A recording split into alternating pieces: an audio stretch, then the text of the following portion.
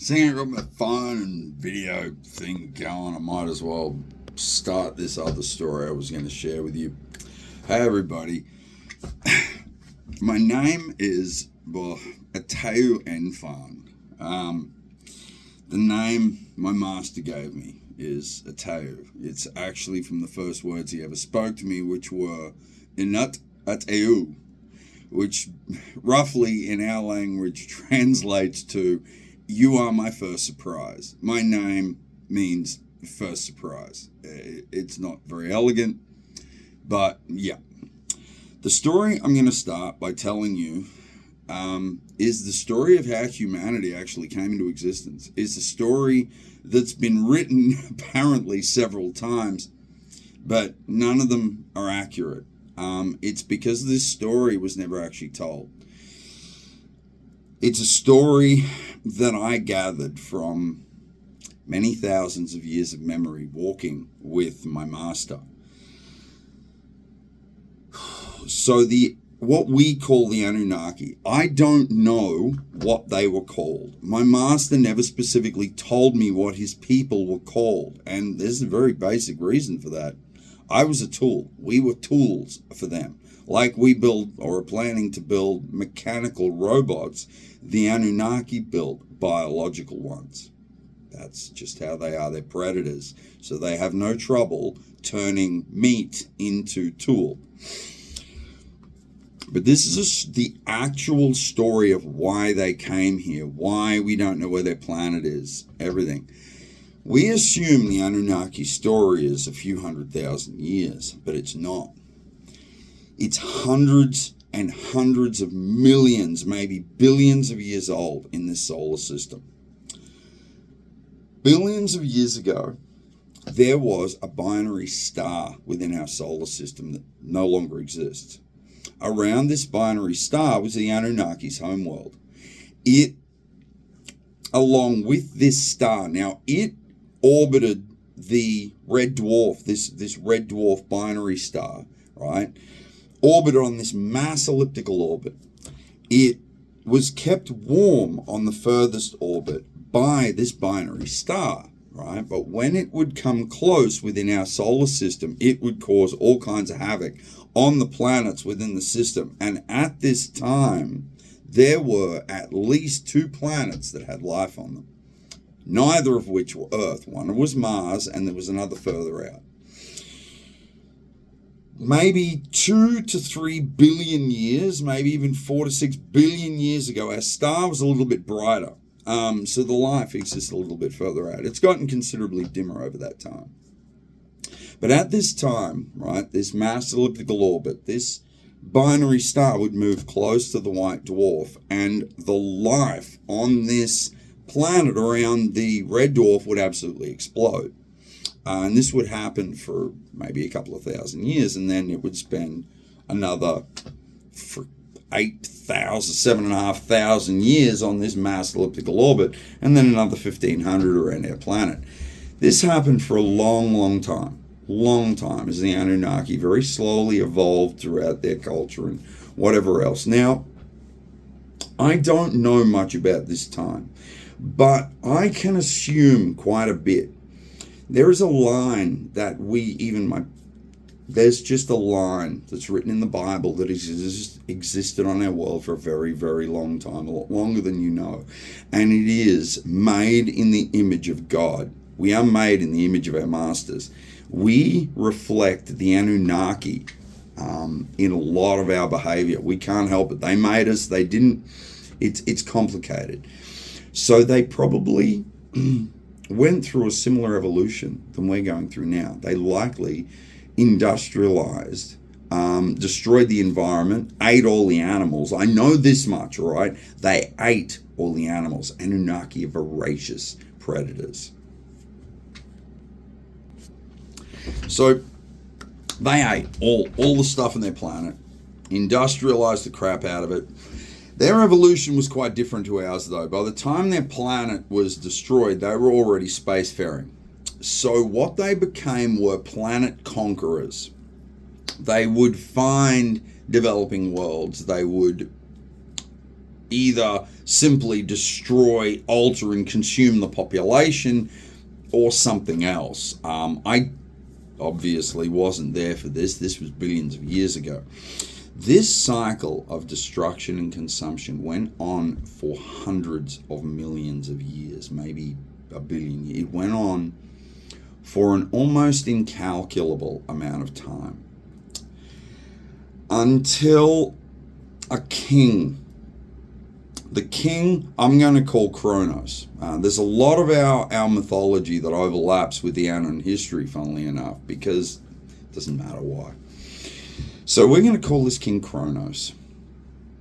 He was ruthless. He came up with this new system of control where they were going to basically reach further than they ever had, take more worlds than they ever had, and just basically conquer this entire region. And it began. It was this basically reclamation of the galaxy. And eventually, if it wasn't stopped, there's a chance that the Anunnaki would have eventually consumed the entire galaxy. But as this went on, he ended up having children, quite a few children, but 2 children he had, 2 sons were his pride and joy. They were to take his legacy, his grand design. The 2 sons we will call Enki and Enlil, though from what I can tell, these names that we use were actually titles, not their given names like we use them. But I don't have anything else to go on, so this is what I'm going to use. Enki and Enlil. Now, they, in essence, they saw long term. Enki especially, he was incredibly intelligent. He saw long term that the king's plan was unsustainable. It wasn't going to work. They had to find another way. Now, keep in mind, by this time, the Anunnaki have spent hundreds of millions of years going from world to world, and in many cases having to alter the life to make it compatible for consumption. These guys are advanced beyond your belief, and they're also all master geneticists. So when Enki and Enlil realized that their father's plan was unsustainable and eventually it would lead them to destruction, around this time something else happened. An instability within the solar system. I don't exactly know what happened. A black hole might have moved through, a giant rogue star, dead star, freaking any number of things could have happened. But it destabilized the solar system and their atmosphere to the point where not only was their planet going to fail within a certain time, they calculated that the binary star that was once stable within the system was going to be lost.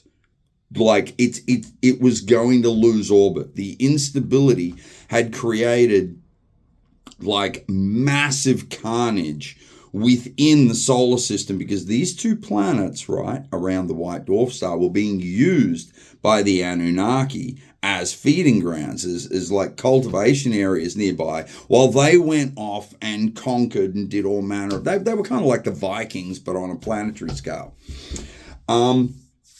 So when this major instability happened, one of the planets was completely annihilated, right? It's that band of asteroids between Mars and Jupiter. That was an inhabited planet that was absolutely obliterated, crashing into another one.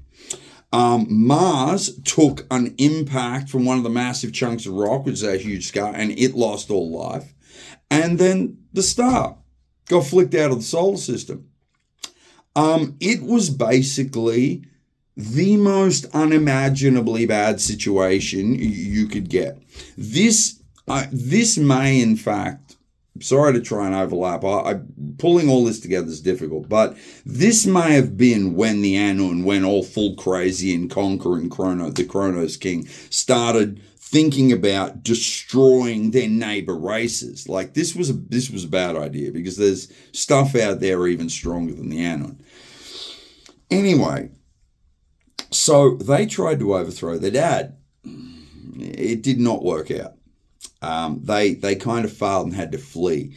They fled with maybe a few thousand of their followers, but they had not lost the idea of this solution. Now, I don't know if the rest of the Anunnaki died and this was a refugee ship. I don't know if they're still around somewhere and the ones who came here were just... my master never told me.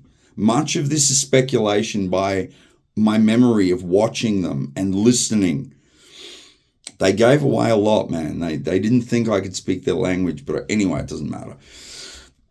So the king wanted to start just conquering everything, and Enki then realized that not only was this plan of his unsustainable, but the Anunnaki themselves were unsustainable.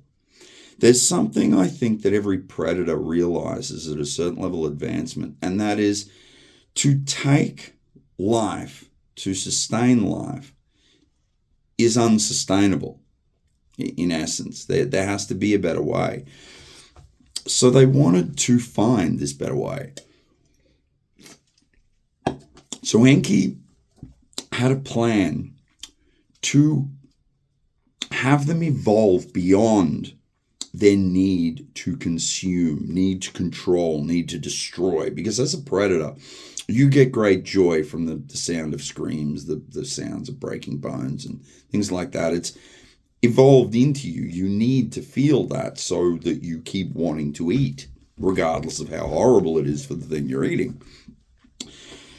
Enki, I guess, formed the first form of compassion in a way, but he just wanted to find a better way. He wanted to cure his people of this need of destruction. So when he came back to the solar system, he found that there was a developing world, our world, right? But this was 65 million years ago. It was covered in dinosaurs. He understood that with some terraforming, the planet would be usable, but not for tens of millions of years after the terraforming event happened. So that needed to be planned. So what's the best way to terraform a planet? If you don't have some idiotic technology or blah, blah, blah. Logically, best way to terraform a planet.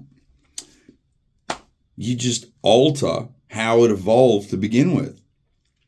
Best way to do that is to restart life on it.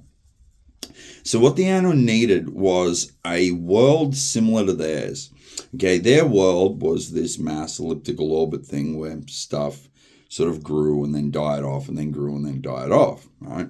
So they needed a similar set of values within their consumption system. But our planet didn't have it 65 million years ago because it didn't have a moon. It was a perfectly circular orbit with no seasons. The weather systems were perfect. It was a very stable, very primitive world covered in dinosaurs, which didn't suit them at all. So Enki came up with this glorious solution to terraform the planet. So they got a meteorite, right? They went, whatcha, and flicked the meteorite into the planet, and then built a moon to create seasons around the planet. Right? It would also hold the tilt, which would more benefit the seasons. And then they left what you guys call the Black Knight satellite, which would protect the planet from any major meteorite impacts throughout over its history, throughout its evolutionary process, that he calculated very, very well, might I add.